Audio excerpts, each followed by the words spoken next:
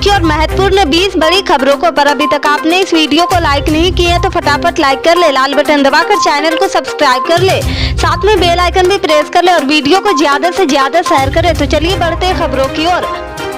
आपको बता दें कि कुछ महीने पहले कांग्रेस छोड़कर आम आदमी पार्टी में शामिल हुए इंद्रनील राजगुरु आप में ज्यादा दिनों तक नहीं रह सके। चुनाव से ठीक पहले उन्होंने फिर से कांग्रेस में वापसी की है। इस दौरान उन्होंने आप संयोजक अरविंद केजरीवाल पर कई गंभीर आरोप लगाए हैं। इंद्रनील राजगुरु ने कहा कि आप आगामी गुजरात विधानसभा चुनाव के लिए भाजपा के साथ मिलकर काम कर रही। शुक्रवार को कांग्रेस में फिर से शामिल हुए पूर्व आप नेता ने कहा कि गुजरात में आगामी चुनाव के लिए केजरीवाल की पार्टी के उम्मीदवारों का फैसला बीजेपी कर रही है। इंद्रनील राजगुरु ने अरविंद केजरीवाल और पंजाब के सीएम भगवंत मान पर गंभीर आरोप लगाए हैं। राजगुरु ने कहा कि आम आदमी पार्टी के बारे में कहा जाता है कि ये भ्रष्टाचार नहीं करती है। मैंने कई बार पूछा कि इतना पैसा कहां से आ रहा है, इसका जवाब नहीं दिया गया है। उन्होंने आरोप लगाया कि 1 अक्टूबर को केजरीवाल और मान प्लेन से पैसा भरकर लाए थे। आप पर भ्रष्टाचार का आरोप लगाते हुए पूर्व आप नेता ने कहा, मैंने पार्टी में काफी पैसा आते भी देखा है। जब दोनों मुख्यमंत्री राजकोट आए थे तो मैंने इसके बारे में पूछा था। इसके बाद उन्होंने एक हवाई विमान की ओर इशारा किया और कहा कि यहाँ से आता है। यह एक ऐसी पार्टी है जो लोगों को बेवकूफ बनाती है, इसलिए मैं कांग्रेस में लौट आया हूँ। प्रधानमंत्री नरेंद्र मोदी ने एक रोड शो किया है। इसके बाद वे वलसाड़ पहुंचे। यहां उन्होंने एक सार्वजनिक रैली को संबोधित किया। इनके साथ मुख्यमंत्री भूपेंद्र पटेल भी मौजूद थे। प्रधानमंत्री मोदी ने गुजराती में नया चुनावी नारा दिया है, मैंने यह गुजरात बनाया है। उन्होंने कहा कि हम गुजरात के विकास के लिए लगातार काम कर रहे हैं। हर गुजराती आत्मविश्वास से भरा होता है, इसलिए जब गुजराती बोलते हैं तो उनके भीतर से एक आवाज निकलती है। उन्होंने यह गुजरात बनाया है। प्रधानमंत्री नरेंद्र मोदी ने वलसाड़ जिले के कपराड़ा गांव में जनसभा को संबोधित करते हुए कहा कि गुजरात के युवाओं ने अब जिम्मेदारी समझ ली है। उन्होंने कमान अपने हाथ में ले ली है।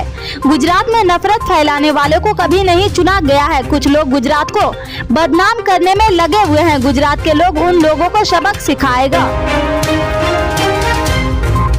उत्तर प्रदेश के लखीमपुर की गोला गोरखनाथ विधानसभा सीट पर हुए उपचुनाव में बीजेपी के अमन गिरी ने जीत दर्ज की है। बीजेपी का दावा है कि उपचुनाव में मुस्लिम मतदाताओं ने भी अमन गिरी को वोट किया है। अमन गिरी ने समाजवादी पार्टी के उम्मीदवार विनय तिवारी को 34,298 वोटों के बड़े अंतर से हराया है। बीजेपी की यह बड़ी जीत इसलिए भी खास है क्योंकि बहुजन समाज पार्टी और कांग्रेस ने इस सीट से अपने उम्मीदवार नहीं उतारे थे। बीजेपी ने गोला गोरखनाथ उपचुनाव में अपनी पूरी ताकत लगा दी थी। मुख्यमंत्री योगी आदित्यनाथ, उप मुख्यमंत्री केशव प्रसाद मौर्य और ब्रजेश पाठक से लेकर सरकार के कई मंत्रियों ने उपचुनाव में प्रचार किया है। वहीं समाजवादी पार्टी के अध्यक्ष अखिलेश यादव प्रचार के लिए नहीं गए थे। गोला उपचुनाव जीतने के बाद बीजेपी ने अपनी पूरी ताकत मैनपुरी और रामपुर में होने वाले उपचुनाव में लगाने की तैयारी में है। बीजेपी 2014 से ही सपा के गैर यादव ओबीसी वोट और मायावती के दलित वोट में सेंध लगा रही है और अब इसकी नजर यादव और मुस्लिम वोटों पर है। राजस्थान की सूखी रेतीली जमीन पर खेती करने वाले किसानों को अक्सर पानी की कमी से जूझना पड़ता है। समय पर सिंचाई की व्यवस्था न हो पाने के कारण फसलों से सही उत्पाद नहीं मिल पाता है और मुनाफा कम हो जाता है।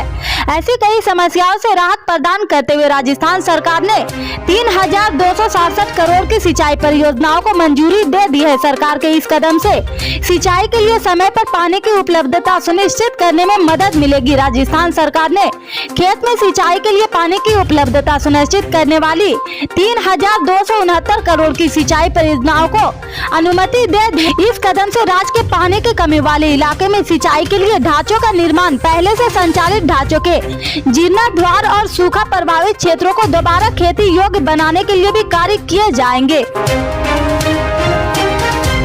कांग्रेस के वरिष्ठ नेता पी चिदंबरम ने रविवार को प्रधानमंत्री नरेंद्र मोदी पर निशाना साधा। उन्होंने कहा कि प्रधानमंत्री नरेंद्र मोदी निर्वाचन क्षेत्र आधारित संसदीय लोकतंत्र के आधार को कमजोर कर रहे हैं। इसके साथ ही उन्होंने दावा किया है कि राष्ट्रीय स्वयं सेवक संघ और भाजपा देश में राष्ट्रपति शासन की शुरुआत करना चाहती है जो बहुसंख्यवाद को मजबूत करेगा। दरअसल हाल में ही प्रधानमंत्री मोदी ने लोगों को संबोधित करते हुए कहा, ध्यान रखने की जरूरत नहीं है कि आपका उम्मीदवार कौन है, आपको केवल कमल के फूल को याद रखना रखना है। कमल को आपका हर वोट, मोदी के लिए आपका आशीर्वाद होगा। प्रधानमंत्री के इसी बयान का जिक्र करते हुए पी चिदम्बरम ने प्रधानमंत्री मोदी पर निशाना साधा। उन्होंने ट्वीट करते हुए कहा कि संसदीय बहसों और प्रेस कॉन्फ्रेंस से दूर रहने के बाद प्रधानमंत्री अब निर्वाचन क्षेत्र आधारित संसदीय लोकतंत्र के आधार को ही कमजोर कर रहे हैं।